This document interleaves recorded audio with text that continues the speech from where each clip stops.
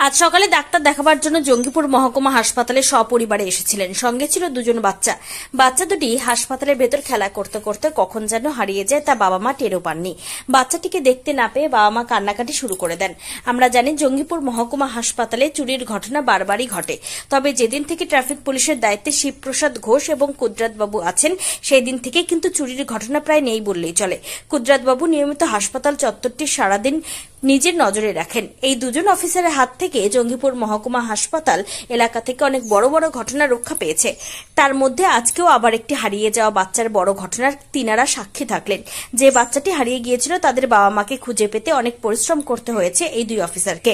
অবশেষে তার বাবা মায়ের হাতে বাচ্চা থেকে তুলে দিতে পেরে তিনারা খুব খুশি হয়েছেন। তার বাড়ির পরিবারের লোকজন ট্রাফিক ডিপার্টমেন্টকে ধন্যবাদ জানিয়েছেন। ট্রাফিক ওসি শিবপ্রসাদ ঘোষ রীতিমতো বাচ্চাটির কাগজপত্র দেখে তার বাবা মায়ের হাতে বাচ্চাটিকে তুলে দেন। জঙ্গিপুর ট্রাফিক পুলিশের এরকম মানবিকতায় জঙ্গিপুরবাসী মুগ্ধ হয়েছেন। একদিকে যেমন এই দুই অফিসার চুরি ছিনতাইয়ের হাত থেকে যেমন মানুষকে রক্ষা করেছেন, অপরদিকে আবার ট্রাফিকের যে জ্যাম থাকে তাও একেবারে ক্লিয়ার করতে সক্ষম হয়েছেন। জঙ্গিপুর থেকে তরিকুল শেখের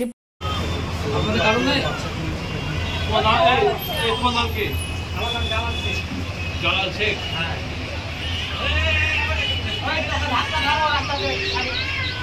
মোবাইল ফোন আছে, জালাল শেখ আছে বাড়ি থেকে তারা ওরা ফোন করে মোবাইল ফোনটা আরো কাজ নিয়ে আসেনি।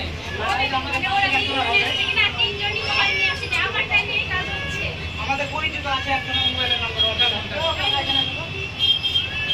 তোমার মোবাইলের নাম্বার আমি মোবাইল ফেলে চলে এসেছি বাড়িতে, তারা আমার নাম্বার নিজেকে ফেলে আসেনি।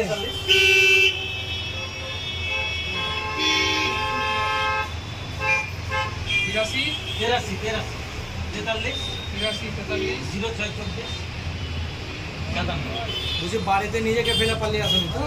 কি নাম?